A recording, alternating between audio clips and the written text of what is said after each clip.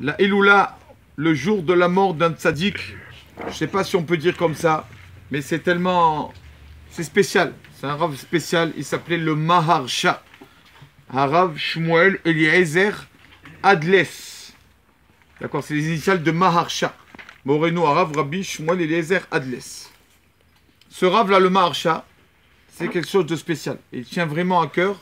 Les personnes qui étudient, qui ont étudié un peu en yeshiva ou quoi, ils comprendront mieux les choses, la grandeur de ce Rav quand on voit ses écrits. Sachez que ce Rav a mérité que ses écrits sont dans toutes les Gemarotes. Chaque Gemara, il y a la Gemara. Après, il y a des commentaires. Le premier des commentaires, c'est le Maharsha. C'est pas le premier.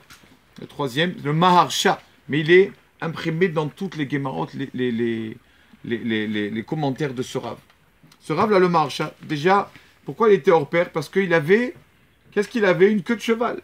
Il avait les cheveux longs. Comment ça se fait qu'il avait les cheveux longs? Comment ça se fait? On sait que chez nous, c'est pas... les cheveux longs, c'est pas bon. Ça mène des djinim sur l'homme. Il vaut mieux éviter les cheveux longs. D'accord? Pourquoi il avait les cheveux longs, le Maharsha? Parce que toutes les nuits, il s'attachait ses cheveux au mur. Comme ça, s'il s'endort un peu, il se réveille. Pour pas ne s'endormir au milieu de l'étude, Radvé Shalom, il s'attachait les cheveux. C'est pour ça que, donc, il avait les cheveux longs, ce Maharsha. Ce Rav, là, le Maharsha, il y a beaucoup d'histoires sur lui. Je vais essayer de faire vite. Premièrement, il était voisin d'une église. Et cette église-là, il y avait des personnes qui faisaient de la sorcellerie, des sorciers dans cette église. Et souvent, malheureusement, le peuple juif, souvent quand il passait avec un mort là-bas, avec un défunt, il y avait les cloches de l'église qui sonnaient, le mort disparaissait.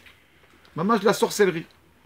Et ils ont dit ça au Maharsha, ils ont dit, Rabbi, plusieurs fois c'est arrivé, Rabbi. Et il leur a dit, écoutez, quand moi va arriver mon jour, faites passer mon corps là-bas, mais vous mettez dessus sur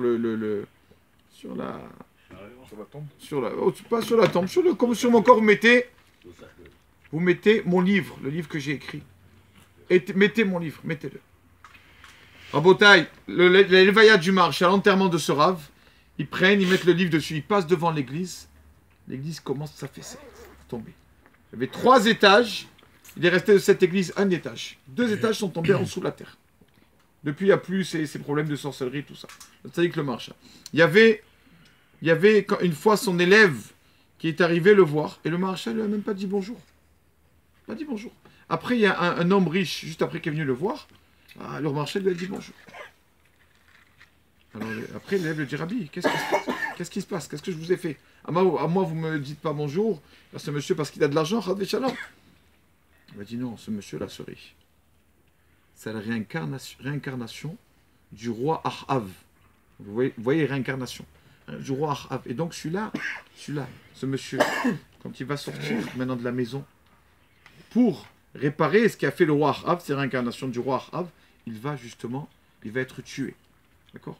Donc je lui dis bonjour parce que ça y est, il va partir et je ne vais plus le voir après. Ah oui, Rabbi, d'accord. Qu'est-ce qu'il fait l'élève? Il va vite voir ce monsieur. Ce monsieur qui devait mourir là, ce riche. Il lui parle, pour lui éviter de mourir. Il revient chez le Maharsha, c'est son Rav, le Maharsha lui a dit, tu es un assassin. Quoi, Rabbi, je suis un assassin? Pourquoi? Il a dit, parce que à cause de toi, comme tu l'as empêché à lui, c'était son heure, tu l'as retardé pour pas qu'il aille, à la place, c'est un autre juif qui est parti à l'endroit du danger, et c'est un autre juif qui est mort à cause de toi. C'est ce riche qui devait mourir, mais tu l'as retardé. Donc maintenant, c'est un autre juif qui est mort à la place de ce riche. Donc il voyait tout le Maharsha. Encore une histoire sur lui. Déjà, le Baal Shem Tov a dit sur le Maharsha une phrase énorme. Il a dit, normalement, on devrait lécher la poussière qui se trouve sur le tombeau de ce Rav le Maharsha. Tellement qu'il était grand, ce Rav, ce tzaddik le Maharsha. Il y a une histoire qui s'est passée de nos jours. Vous savez qu'on connaît tous, tout le monde connaît le mérite. On a eu un ange dans notre génération, Rav Ovadia Yosef. Le Rav de Rav Ovadia Yosef était Rabbi Ezra Atiya. Rabbi Ezra Atiya, c'est un Rav qui n'étudie jamais la Gemara sans l'explication du Maharsha. Jamais. Toujours le Maharsha. Étudier le Maharsha. C'est très dur à Botaï.